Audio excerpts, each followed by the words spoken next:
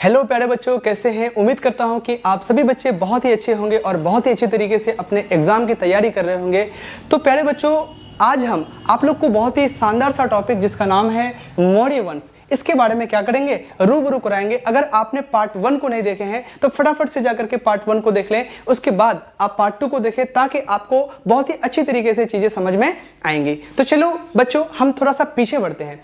तो प्यारे बच्चों, हम लोगों ने पीछे क्लास में क्या पढ़ा था, नंद वंश। क्या पढ़ा था, नंद वंश। और ये जो नंद वंश है ना, इसकी स्थापना कौन करते हैं, महापद्मानंद। कौन करते हैं प्यारे बच्चों, महापद्मानंद। और नंद वंश का अगर आखिरी राजा के बारे में हम बात करेंगे तो नंद वंश का आखिरी राजा कौन था, धनानंद था। कौन था, धनानंद था। और इसी धनानंद की हत्या के बाद क्या हो गया, मौर्य वंश की स्थापना हुआ। तो हम मौर्य वंश के बारे में जानने के लिए पहले एक बहुत ही अच्छी तरीके से हम आपको चित्र के माध्यम से बताना चाहेंगे ताकि आपको बहुत ही आसान भाषा में ये समझ में आ जाए। तो चलो हम आपको बताने की कोशिश करते हैं। तो सबसे पहले हम बात करें ना, सबसे पहले अगर हम बात करेंगे तो ये व्यक्ति है इतिहास में इसको सिकंदर के नाम से जानते हैं।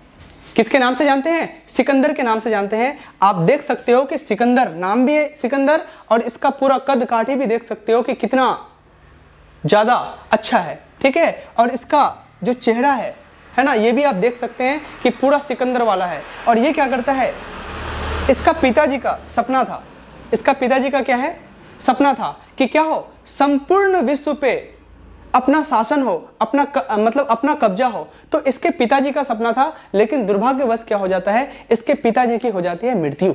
क्या हो जाती है, मृत्यु। और ये लड़का, इसका उम्र अभी कितना साल है, इसका उम्र अभी 20-22 साल है। कितना साल है, 20-22 साल है। और 20-22 साल का लड़का क्या करता है, अपना पिताजी का सपना को साकार करने के लिए ये निकल जाते हैं घर से बाहर और क्या करते हैं, बहुत सारे क्षेत्र को अपने अधिकार में लेते हैं। अगर हम बात करेंगे यूरोप का, तो यूरोप को भी ये क्या करते हैं, अपने अधिकार में लेते हैं। यूरोप के बाद ये क्या करते हैं, ईरान वाला क्षेत्र में भी अपना अधिकार जमाता है। उसके बाद ईरान वाला क्षेत्र को अधिकार करने के बाद ये कहां पे आगे बढ़ते हैं, गांधार की ओर। कहां पे, गंधार है ना। और गंधार में क्या था, गंधार में एक जगह मिलता है और उस जगह का नाम क्या है, तक्षशिला। क्या नाम है प्यारे बच्चों, तक्षशिला। और इसी तक्षशिला का एक बहुत ही ज्ञानी व्यक्ति था जो तक्षशिला विश्वविद्यालय में आचार्य था। जैसे ही उसको खबर पहुंचती है कि उसका अगला टारगेट सिकंदर का कहां पे है, अपने इंडिया में है, तो ये क्या करते हैं, ये नजर दौड़ाते हैं। और नजर दौड़ाने के बाद क्या करते हैं, सोचते हैं कि भारत में ऐसा कौन सा साम्राज्य है जो इस सिकंदर से लड़ सकता है। और बच्चों, क्या आप जानना चाहेंगे कि वो व्यक्ति कौन था, वो व्यक्ति कोई और नहीं, जिसको हम लोग इतिहास में किसके रूप में जानते हैं, विष्णुगुप्त के रूप में जानते हैं। और ये वही व्यक्ति है जिसको हम लोग चाणक्य कहते हैं। क्या कहते हैं, चाणक्य कहते हैं। और यही चाणक्य हमेशा अपने देश की चिंता में लगे रहते हैं। इसको हमेशा अपना देश के बारे में चिंता सताती है। ये क्या करते हैं, इसको सिकंदर का डर है कि सिकंदर का अगला टारगेट कहां पे है, भारत है। और मन ही मन ये क्या करते हैं, सोचते हैं कि कौन सा शासक के पास जाए जहां पर ये क्या हो, जहां पर सिकंदर की सेना को परास्त कर सके। तो इसके मन में एक प्रश्न आता है कि 16 महाजनपद में सबसे शक्तिशाली महाजनपद कौन है, तो मगध है। और इस मगध पे कौन बैठा है, इसी मगध पे कौन बैठा है, तो इस मगध में बैठा हुआ है कौन, धनानंद नाम का राजा। कौन बैठा हुआ है, धनानंद नाम का राजा। और धनानंद के पास ये जाता है, पूरा एक रोड मैप लेकर के जाता है, किसके पास, धनानंद के पास। तो चलो मैं आपको एक बार धनानंद से रूबरू करा देता हूं। चलो भाई। तो प्यारे बच्चों, ये रहा आपका धनानंद। ये कौन है, धनानंद। ये वही व्यक्ति है, ये बहुत क्रूर शासक था मगध साम्राज्य का। इसके पास बहुत सारा सेना था। कहा जाता है इतिहास में कि इसका नाम क्या है, धनानंद है। और इसका नाम धनानंद क्यों है, क्योंकि इसको धन से बहुत आनंद मिलता था। इसके शासन काल में जो प्रजा था वो बिल्कुल भी खुश नहीं था। क्यों, क्योंकि ये प्रजा के ऊपर ना विभिन्न प्रकार के क्या लगाया करते थे, टैक्स लगाया करते थे, कर लगाया करते थे, जिससे जनता बिल्कुल भी खुश नहीं था। और दूसरी बात, ये हमेशा, रे ससुरा क्या दिखता है, ये हमेशा क्या करता था, शराब के नशे में चूर रहता था, शराब पी करके। और वहीं पर दूसरी ओर अगर हम बात करेंगे चाणक्य का, किसका? चाणक्य का, तो चाणक्य को हमेशा देश की चिंता सताता था। ये व्यक्ति क्या किया? भागा भागा किसके पास? किसके पास गया?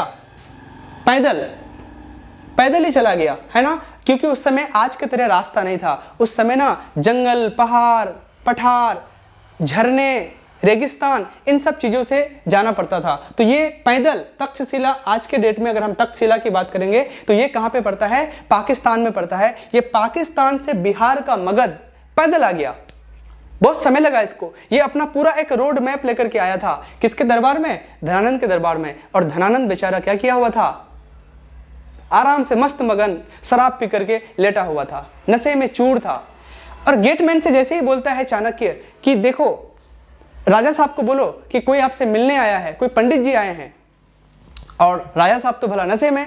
3 दिन बाद इसको होश आता है, और 3 दिन बाद जब दरबार लगता है तो चाणक्य उसके दरबार में पेश होते हैं, और पेश होने के बाद पूरी कहानी बताते हैं, और वो कुछ सुनता भी नहीं है। उसके बाद क्या करते हैं? धनानंद मारते हैं एक लात, किसको? इसी चाणक्य को, और चाणक्य गिर जाते हैं। और चाणक्य क्या करते हैं? अपनी शिखा को खोल देते हैं। शिखा खोलने के बाद प्रण लेते हैं कि हम ये शिखा उसी दिन बांधेंगे जिस दिन हम नंद वंश का आखिरी राजा धनानंद का वध ना कर दूं, वध ना कर दूं। तो ये क्या करते हैं? ये बात, ये प्रण लेकर के निकल जाते हैं। फिर कहां पे? तक्षशिला। और तक्षशिला जाने के दौरान रास्ते में, जंगल में कुछ बच्चे गेम खेल रहे थे।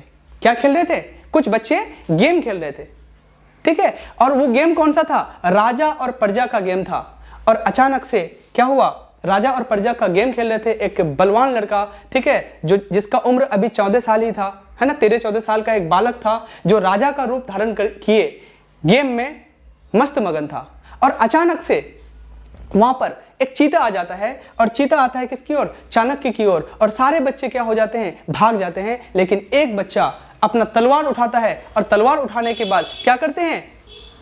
उस चीता को धराशायी कर देते हैं। क्या करते हैं मेरे प्यारे मित्रों? उस चीता को धराशायी कर देते हैं, और वो वहीं पे मर जाता है। और ये बात सोच करके चाणक्य बोलते हैं कि आखिर ये लड़का कौन है? इतना साहसी, इतना बलवान, ये लड़का कौन है? उसको बोलता है कहां रहते हो तुम? बोलता है जंगल में रहता हूं। बोला तुम्हें डर नहीं लगता? बोला नहीं, हम तो राजा का रूप लिए थे, अगर हम भाग जाएंगे अपनी प्रजा के लिए तो हम फिर काहे का राजा? तो उन्होंने क्या किया? उन्होंने बोला कि मुझे एक राजा का रोल मिला था, इसलिए एक राजा का काम क्या होता है? अपनी प्रजा का सेवा करना। तो ये क्या कर रहे थे? अपनी प्रजा का सेवा कर रहे थे, और प्रजा सारे चीता देख करके भाग गए थे। और इस चीज को देख करके चाणक्य बहुत खुश हुआ, और खुश होने के बाद चाणक्य क्या करते हैं? चाणक्य उस बच्चे की मम्मी से मिलते हैं, और बोलते हैं कि इसको पढ़ाना लिखाना चाहिए, ये बहुत साहसी लड़का है, बहुत बलवान है, ये आगे जाएगा। क्योंकि वो जंगल में रहते थे और जंगल में पढ़ने का कोई सुविधा था नहीं। तो उसके बाद क्या करते हैं? चाणक्य बोलते हैं कि इसको मैं अपने साथ लेके जाना चाहता हूं। क्यों? क्योंकि ये प्रोफेसर थे कहां के? तक्षशिला के। और तक्षशिला की अगर हम बात करेंगे तो भारत का सबसे पुराना विश्वविद्यालयों में से एक है, जिसका नाम क्या है? तक्षशिला। और इस बच्चे को आप जानना चाहोगे वो बच्चा कौन है? वो बच्चा कोई और नहीं बल्कि ये कौन है? यही है चंद्रगुप्त मौर्य। वो बच्चा कौन है? चंद्रगुप्त मौर्य, जिन्होंने क्या किया था? जिन्होंने मौर्य वंश की स्थापना किया था। अगर हम बात करेंगे इस बच्चे का, तो इस बच्चे को क्या करते हैं? चाणक्य उठा करके लेके चले जाते हैं। कहां पे? अपने साथ तक्षशिला। इसको जब इसको लेकर के जाते हैं तो इसका उम्र होता है 14 वर्ष। कितना साल? 14 साल। और 14 साल के बच्चे को क्या करते हैं? ये लेकर के चले जाते हैं और इसको प्रशिक्षण देते हैं, अस्त्र शस्त्र चलाना सिखाते हैं। क्या करते हैं? 8 साल कड़ी प्रशिक्षण देने के बाद ये क्या करते हैं? ये भेजते हैं इसको कहां पे? मगध में। और मगध में ये क्या करते हैं? जंगल में एक गुप्त संस्था बनाता है, जंगल के कुछ लोगों को ही मिलकर लेकर के, और वो क्या करते हैं? एक दिन ऐसा आता है, तब तक इस समय जो धनानंद है ये और भी नशे में चूर रहता है, और भी थोड़ा बुढ़ापा में भी आ गया था, ठीक है। तो इस समय क्या हुआ? ये बच्चा क्या करता है? इसी नंद वंश का आखिरी राजा, जिसका नाम क्या था? धनानंद, और इस धनानंद की हत्या कर देता है। और हत्या करने के बाद मेरे प्यारे मित्रों, ये बच्चा ही क्या किया था? मौर्य वंश की स्थापना किया था। किसकी स्थापना किया था? मौर्य वंश की स्थापना किया था। तो आज हमारा टॉपिक होने वाला है प्यारे बच्चों, मौर्य वंश। ठीक है, चीजें समझ में आई। और अगर बात करेंगे इस चंद्रगुप्त मौर्य के गुरु का नाम क्या है, तो इस बच्चे का गुरु का नाम क्या है, चाणक्य नाम है। क्या नाम है, चाणक्य। तो बच्चों अब हम बात करने जा रहे हैं मौर्य वंश का। आपने अभी देखा मौर्य वंश की स्थापना किसने किया था, चंद्रगुप्त मौर्य ने किया था। अब देखिए चंद्रगुप्त मौर्य 322 ईसा पूर्व से लेकर के 298 ईसा पूर्व तक ये शासन किया। कहां पर, मगध में। तो देखिए मौर्य वंश की स्थापना चंद्रगुप्त मौर्य ने किया था, यानी मौर्य वंश की स्थापना किसने किया था, चंद्रगुप्त मौर्य ने किया था। चंद्रगुप्त मौर्य के गुरु, आपने अभी देखा कि चंद्रगुप्त मौर्य के गुरु का नाम क्या है, तो चंद्रगुप्त मौर्य के गुरु का नाम क्या है प्यारे बच्चों, उसके गुरु का नाम क्या हो जाएगा, जल्दी बताइए आप हमें, कौटिल्य। क्या नाम है इसका, कौटिल्य। और इसी कौटिल्य को हम लोग क्या कहते हैं, हम लोग इतिहास में विष्णुगुप्त के नाम से भी जानते हैं, विष्णुगुप्त, ठीक है, या फिर चाणक्य थे। नंद वंश के अंतिम राजा जिसका नाम क्या था, धनानंद, जो बहुत ही ज्यादा क्या थे, क्रूर शासक थे, इसकी हत्या कर मौर्य साम्राज्य का नींव रखी। किसने, यही चंद्रगुप्त मौर्य ने। चंद्रगुप्त मौर्य का प्रधानमंत्री का नाम क्या था, चाणक्य था। देखिए अगर हम सिंपली बात करें ना, सिंपली अगर हम बात करेंगे बच्चों, तो देखो हमने क्या देखा, हमने देखा मौर्य वंश। कौन सा वंश, मौर्य वंश। और ये मौर्य वंश की स्थापना कौन करता है, मौर्य वंश की अगर हम स्थापना की बात करेंगे तो चंद्रगुप्त मौर्य। क्या नाम मिलता है आपको इतिहास में, चंद्रगुप्त मौर्य, ठीक है, चंद्रगुप्त मौर्य। अब देखिए, अब इस मौर्य वंश में जो चंद्रगुप्त मौर्य ने इसकी स्थापना किया है, तो इसका प्रधानमंत्री कौन हो जाएगा, इसका प्रधानमंत्री, तो इस मौर्य का प्रधानमंत्री कौन हो जाएगा, जल्दी बताइए हमें, कौटिल्य। क्या हो जाएगा, कौटिल्य। और कौटिल्य का आपको इतिहास में एक और नाम मिलता है, और वो नाम क्या है, वो नाम है विष्णुगुप्त। क्या नाम है, विष्णुगुप्त। और क्या नाम मिलता है, और इसको हम इतिहास में क्या कहते हैं, इसको हम कहते हैं चाणक्य। क्या कहते हैं प्यारे बच्चों, चाणक्य, चाणक्य, ठीक है। अच्छा, इसके प्रधानमंत्री हो गया। अब बोलेंगे कि बताइए चंद्रगुप्त मौर्य के गुरु का नाम क्या है, चंद्रगुप्त मौर्य के गुरु का नाम क्या है, तो चंद्रगुप्त के गुरु का नाम क्या है, यही चाणक्य है। यही क्या है, चाणक्य है, कौटिल्य है, विष्णुगुप्त है। तो यहां तक कोई दिक्कत है, कोई दिक्कत नहीं है, आगे बढ़ते हैं। चाणक्य के ग्रंथ का नाम अर्थशास्त्र है। यूनानी शासक सेल्यूकस को चंद्रगुप्त मौर्य ने हराया था, यानी चाणक्य के जो ग्रंथ का नाम है उसका नाम क्या है प्यारे मित्रों, उसका नाम है अर्थशास्त्र। और इसी अर्थशास्त्र में अपने मौर्य वंश के बारे में और भारत की राजनीति के बारे में अच्छी तरीके से बताया गया है। आगे अगर हम बात करेंगे, देखिए एक यूनानी शासक था जिसका नाम क्या था, सेल्यूकस। देखिए जैसे भारत में रहने वाले लोगों को भारतीय कहते हैं, उसी प्रकार चीन में रहने वाले लोगों को चीनी कहते हैं। तो यहाँ पर क्या है, यूनानी, यानी यूनान एक देश है और यूनान देश में रहने वाले लोगों को क्या कहते हैं, यूनानी कहते हैं। तो यूनानी शासक जिसका नाम क्या था, सेल्यूकस। क्या नाम था, सेल्यूकस। और इस सेल्यूकस को क्या करता है, चंद्रगुप्त मौर्य हरा देते हैं। क्या करते हैं, हरा देते हैं। देखिए हार जाने के बाद सेल्यूकस क्या करते हैं, चंद्रगुप्त मौर्य के साथ संधि कर लेता है। मतलब हार जाने के बाद चंद्रगुप्त मौर्य के साथ क्या करते हैं, ये संधि कर लेते हैं, हाथ मिला लेते हैं और क्या करते हैं, अपनी पुत्री हेलेन का विवाह किससे करा देते हैं, चंद्रगुप्त मौर्य से करा देते हैं। क्या करते हैं, देखिए अब मैं आपको समझाने की कोशिश करता हूं। देखिए प्यारे बच्चों, हमने क्या पढ़ा, हमने ये पढ़ा कि देखिए चंद्रगुप्त मौर्य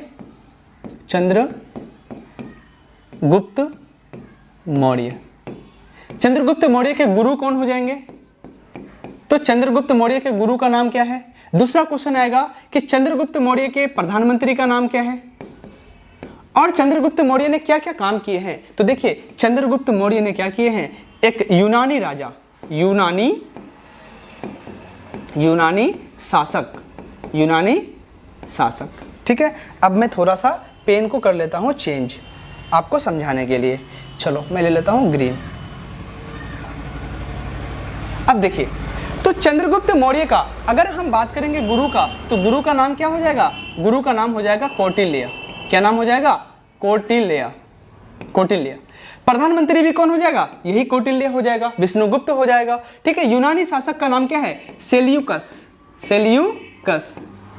अब ये जो सेल्यूकस है ना बच्चों, ये सेल्यूकस क्या होता है? सेल्यूकस चंद्रगुप्त मौर्य के साथ युद्ध करता है और युद्ध में सेल्यूकस क्या होता है? इस युद्ध में सेल्यूकस हार जाते हैं। यानी चंद्रगुप्त मौर्य के साथ सेल्यूकस युद्ध करता है और इस युद्ध में क्या होते हैं? ये हार जाते हैं। कौन? सेल्यूकस। और सेल्यूकस कहां से आए थे? तुम कहोगे सर यूनानी शासक था, तो यूनान से आए थे। कोई दिक्कत है? नहीं है। अब देखो, अब आपको एक और क्वेश्चन मिलता है कि ये जो कौटिल्य है, इस कौटिल्य का जो ग्रंथ है, तो उसके ग्रंथ का नाम क्या है? तो उसके ग्रंथ का नाम क्या हो जाएगा? अर्थशास्त्र। क्या नाम है? अर्थशास्त्र। क्या नाम है इसका? अर्थशास्त्र। और दूसरी तरफ अगर हम बात करेंगे तो देखिए, यूनानी शासक जिसका नाम क्या था? सेल्यूकस था। तो इस सेल्यूकस को हारने के बाद, मतलब सेल्यूकस को हराने के बाद सेल्यूकस क्या करते हैं? चंद्रगुप्त मौर्य के साथ संधि कर लेते हैं और संधि करने के बाद क्या करते हैं? ये अपनी पुत्री का विवाह, किसका विवाह? पुत्री का विवाह। पुत्री का विवाह किससे कर देते हैं? चंद्रगुप्त के साथ कर देते हैं। किसके साथ? चंद्रगुप्त के साथ। यानी पुत्री का विवाह चंद्रगुप्त के साथ कर देते हैं। यहां तक कोई दिक्कत है? नहीं है। और पुत्री का नाम क्या मिलता है? पुत्री का नाम है हेलन। क्या नाम है बच्चों? हेलन। ठीक है, हेलन।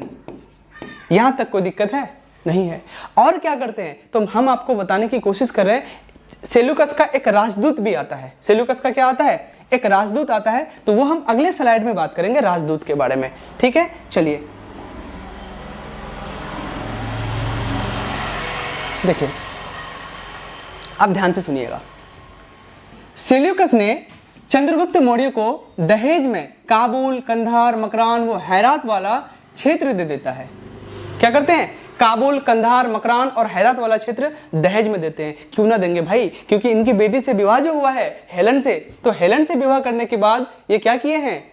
दहेज में। हमें तो एक गाड़ी मिलता है भाई, लेकिन इनको 4 क्षेत्र मिले हैं। क्या क्या मिले हैं? काबुल, कंधार, मकरान, वो हेरात। ठीक है, आगे देखिए।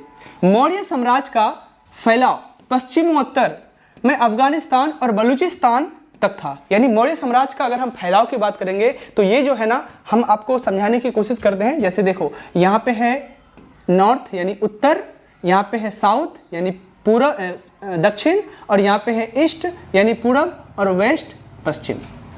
तो देखिए, अगर हम बात करेंगे ये वाला जगह को हम क्या कहेंगे? नॉर्थ वेस्ट यानी उत्तर पश्चिम। तो उत्तर पश्चिम वाले एरिया तक ये अपना क्षेत्र को फैलाया था। कौन?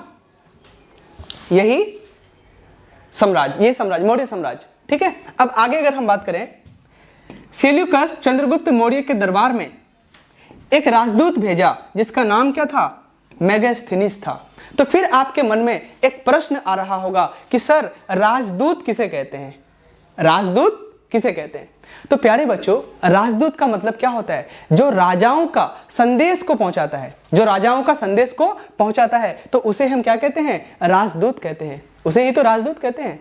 जैसे मान के चलो, आपके कोई संदेश को, जैसे डाकघर होता है ना, तो डाकिया क्या करते हैं? संदेश को पहुंचाते हैं घर घर। तो उसी प्रकार जो राजा के संदेश को पहुंचाते हैं, तो उसको हम क्या कहते हैं? राजदूत कहते हैं। और इसी सेल्यूकस का एक राजदूत मिलता है। क्या मिलता है? और सेल्यूकस ने क्या किया? देखिए, सेल्यूकस कौन था ये? फिर से बताओ मुझे आप फटाफट से। ये था यूनानी शासक। नाम क्या था इसका? सेल्यूकस। और सेल्यूकस ने क्या किया? सेल्यूकस ने अपना एक राजदूत भेजा। क्या भेजा? राजदूत भेजा, है ना। और राजदूत किसे कहते हैं? राजदूत कहते हैं जो राजाओं का संदेश को पहुंचाता है। तो उस राजदूत का नाम क्या मिलता है मित्रों? तो उस राजदूत का नाम मिलता है मेगास्थनीज। मैं दूसरा पेन ले लेता हूं। क्या नाम है उसका? मेगास्थनीज। मेगास्थनीज। तो आपको क्वेश्चन पूछेगा कि यूनानी शासक सेल्यूकस ने कौन से राजदूत को मौर्य साम्राज्य में भेजा था? तो उसका नाम क्या हो जाएगा? मेगास्थनीज। क्या नाम हो जाएगा? मेगास्थनीज। और यही मेगास्थनीज क्या किए हैं? ये मेगास्थनीज एक पुस्तक लिखे हैं। क्या लिखे हैं? एक पुस्तक लिखे हैं और उस पुस्तक का नाम क्या है? उस पुस्तक का नाम है क्या? इंडिका। क्या नाम है? उस पुस्तक का नाम क्या है? इंडिका। इंडिका। फिर से आपको एक प्रश्न पूछेगा कि बताओ मेगास्थनीज के पुस्तक का नाम क्या है? तुम कहोगे सर इतना आसान क्वेश्चन,